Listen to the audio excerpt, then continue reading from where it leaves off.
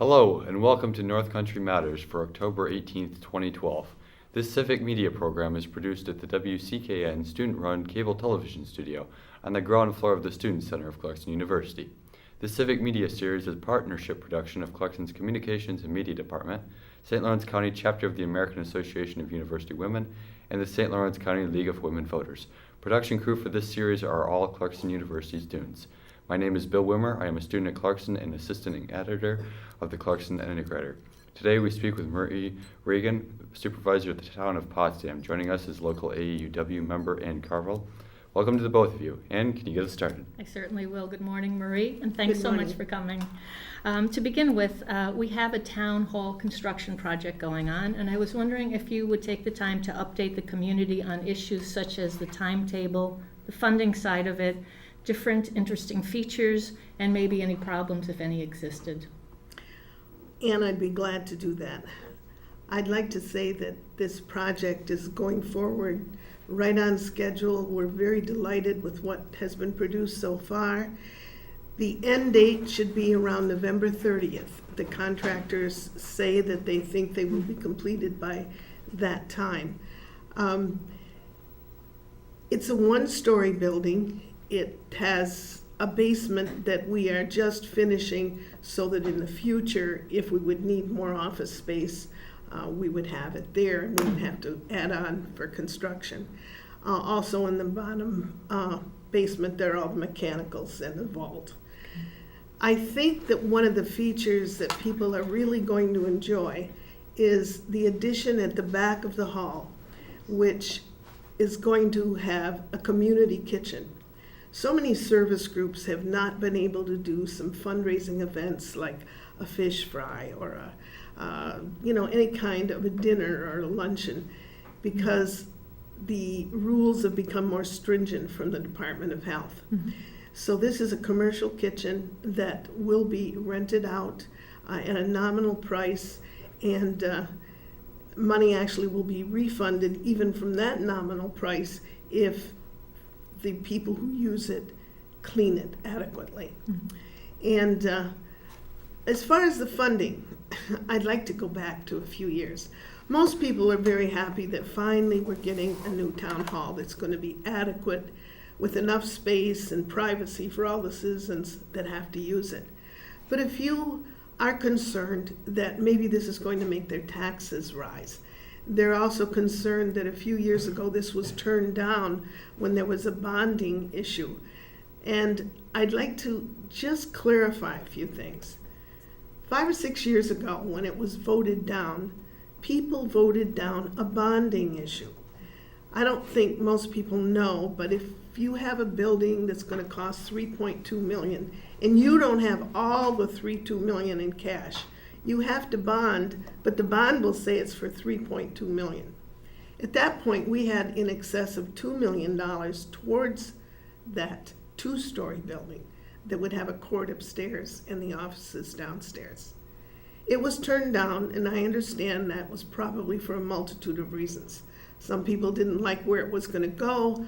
Other people thought it was too much to pay, not understanding that they wouldn't really have an increase that they thought they would have. Mm-hmm. There were also, it has been said, people who were disgruntled because they had just gotten their new tax assessment because a reval had been done. I don't know if that's correct or not.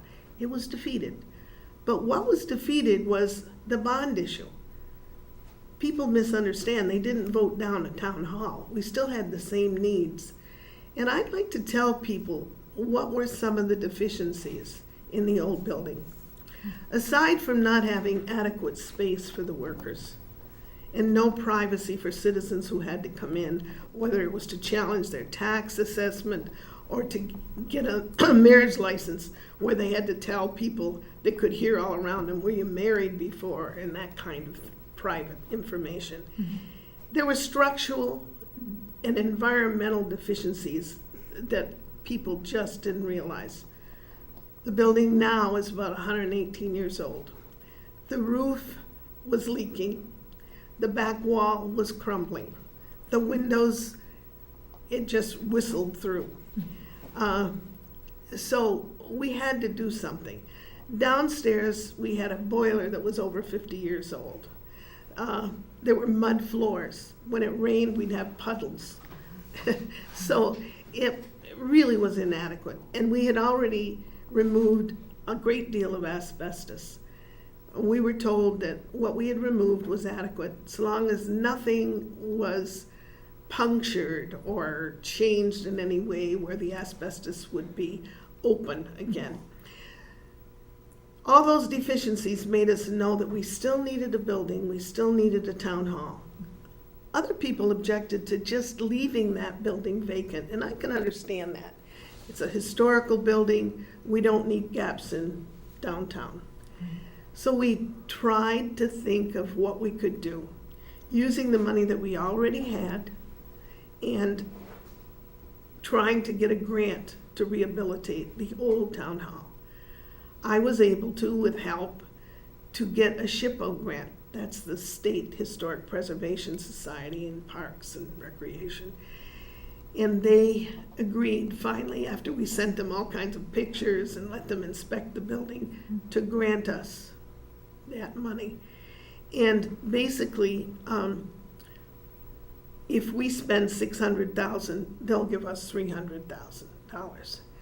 So we went forward on that premise that we would rehabilitate that building for a joint court with the village, and then build a town hall that would house the office help and the community kitchen, and it would be considerably smaller, just a one-story building.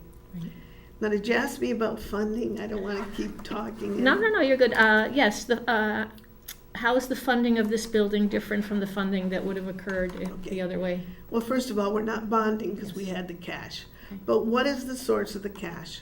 The same as it was when it was turned down. In 2001, we made an arrangement with Brookfield Dams. I mean, it's been called Orion, it's been called Brascan, today it's Brookfield. There were 13 dams in and around the township. And the state had been asking for cheap renewable energy. And those dams could provide that. Mm-hmm. But they needed capital to get started, and they wanted some tax alleviation. So they came to the village and the town and they said, if you will help us get into the Empire Zone so we can get some tax credits and some help, we will rehabilitate every one of those dams, we will provide cheap energy, and we will hire at least one new person, sometimes two, at every one of the dams. And if you help us, if you lobby for us so that we can get this, in lieu of taxes, we will give you $1 million to divide between the village and the town. And every year, they had to be audited by the state tax department to make sure they were fulfilling their part, and then they gave us that money. We have spent our portion of it. It was actually divided in three parts.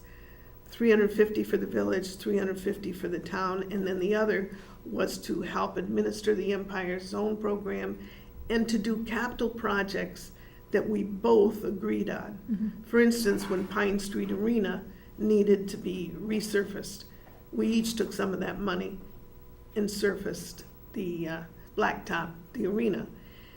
We spent money on all kinds of capital projects like expanding the town barn. We gave money with the village towards the industrial park. The money has always been used for capital project or in some way economic development. But what we didn't spend, we husbanded those funds very carefully. We kept in a reserve account that could be used towards any capital project, and our biggest capital project was the new town hall. So all the money that is being used to spend this is cash from the Brookfield account. Very interesting. And Marie, you told us that it will be opening fairly soon. Have there been any problems, any costly problems with this? No, not at all. As a matter of fact, they're about a day or two ahead of schedule, they tell me. We had to remove a couple of trees. I wish we didn't.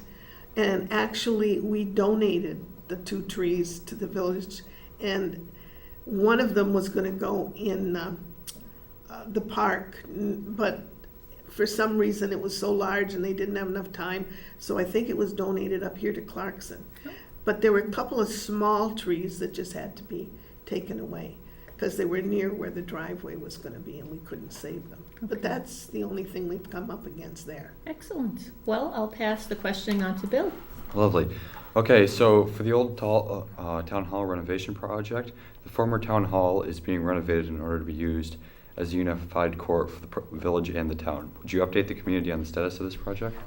Sure, Bill. I wish I could say that this was going forward as swiftly as the other. It started about 6 months ahead of the new town hall construction, and it's behind. We did it in phases, and the first phase was to repair the roof. And what had happened, it's hard to believe, but in the old days when it was first built, the walls were all made out of sandstone, and sandstone is very soft. And it was crumbling right underneath the roof because they kept patching the roof but not fixing it entirely. Then cement was put on over that sandstone, and there was like a gap between the roof and the back wall where there was this crumbling and chunks that were missing, etc. So that was the biggest problem that we had. And for a while we were frightened when they were repairing the roof and the back wall that we were going to have a building that was going to fall down because that sandstone's so soft. But the water had only gone down a few feet, so thank the Lord. We were able to reconstruct the back wall and the roof adequately and to put in new windows in the back of the building.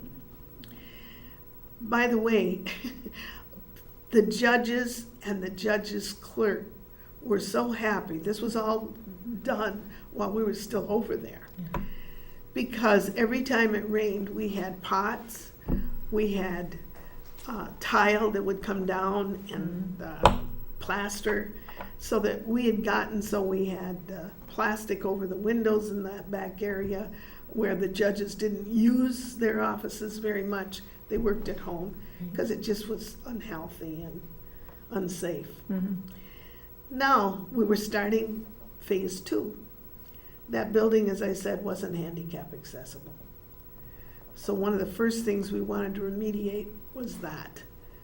So we were at the point after they demolished most of the interior to put in the elevator. And that has been, every time you work with Schiphol, and we're so grateful to them, and they do an excellent job.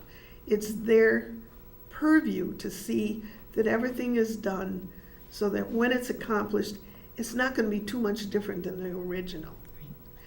So we had no place to put the elevator but up front in the building. And it took us back and forth months to decide where we could put that elevator. We finally got permission to put it where the town clerk's area was before. And so that delayed us by several months. In the meantime, when we started to take down walls and take down tiles, we found more asbestos. About 2 or 3 weeks ago, we were over there and we pulled up the rugs in the main lobby. And we pulled them up at various spots, but not the middle of the floor. And there was this gorgeous old terrazzo. And we thought, oh, we could save money and this will look beautiful. It'll look the way it did in the original. We'll clean this terrazzo. And then we decided that there was so much dirt and everything that maybe we could only do it in the lobby and in the bathrooms. But still, that was going to be nice. But then, when they started to polish the terrazzo and they got towards the middle and pulled up that rug, they decided that it wasn't going to be practical because there was no terrazzo in the middle. Somewhere in the back years, they'd put more tile in the middle and the terrazzo was only around the exterior. Well, those tiles had asbestos. So we had to have Atlantic Testing come and remove those, check for air quality again. I won't go into all the details, but this is now our 4th session with removing asbestos. What was the fourth one? Well, you put a pipe from upstairs through the floor and down into the basement for new plumbing, and you made a hole in the wall, and there's asbestos there. So we're still working on that aspect. We can't go forward till all the asbestos is removed. And we're looking at every place possible. In fact, I told the contractor yesterday that that boiler was so old and that had to be removed before they put the new one in, which will be so much smaller, that they better test around that because it had dirt around it years ago. Now it has cement around it. So that's the next thing they'll test. Marie, I just had a question for you about the asbestos. Do you have any idea how much that will delay the project and how much the cost will be affected by that? I don't know how long it will be delayed. Every time we've done it, it's been in the range of $10,000 to $12,000. So those are things we did not expect. And we have to check now. We have begun to dig, get rid of the concrete and dig to put the elevator in, and we did smell some oil fumes. So we're having to check on that too. We want to make sure that that's going to be corrected before we go forward. And Marie, about the elevator delay, and was that delayed because the architects were scratching their heads trying to decide where would be a good spot? Or no. Why is that delayed so much? I know you have to preserve it historically. Yes, every time you get a grant from SHPO, you have to show them the blueprints. You have, sometimes they come and even check. You have to show them the bid specs before you can advertise. And then you have to check with them that the specs were met to the dollar and to the finest point. Their concern with the elevator was that it was going to, we have 2 windows out front, and then it was going to obstruct one of the windows. Okay. But it was the only place. So we went to one side, and then they came down, and then we went to the other side. But it had to be there because there was no room any other place, and it would have really changed all the blueprints for upstairs. So. Okay, gotcha. All these unexpected delays, it's tough. Bill, did you have any follow-up on that question there or no? Nope, not really. Okay, so I'll move on then to the third area that we wanted to cover, which is the budget process for the town of Potsdam. And we were wondering if you could update us, and what we're looking at is how's the process going? Could you talk to us about the 2% tax cap and the relationship between the county and the town and how that is impacting the budget? Okay. I'm happy and very relieved and proud to say that we finished our budget actually on Wednesday. We had the auditor in today to check to make sure we didn't make any mistakes. And we are under the tax cap, and we're 4 cents below in the tax rate on general and highway, which both the village and the town outside pays. And that was not an easy feat. We were able to do it for 3 reasons. The tax base has increased a little in the township. Quite a few new homes, for instance, outside the village. There have been a few businesses that are, not large businesses, but small businesses that have come in. So we had a little larger tax base, and then we had a little bit more fund balance than usual. Now, how did we finagle that? Last year, we decided as a board to do something a little rarely done. We sent letters to everybody who gets a subsidy from the town, the fire departments, the senior citizens, the museum, the chamber, all the people that we give money to. And we said, unfortunately, times are hard. Instead of having budget workshops where you come and plead your case, we want you to know now that you're going to get the same amount of money that you got last year. So we held it tight.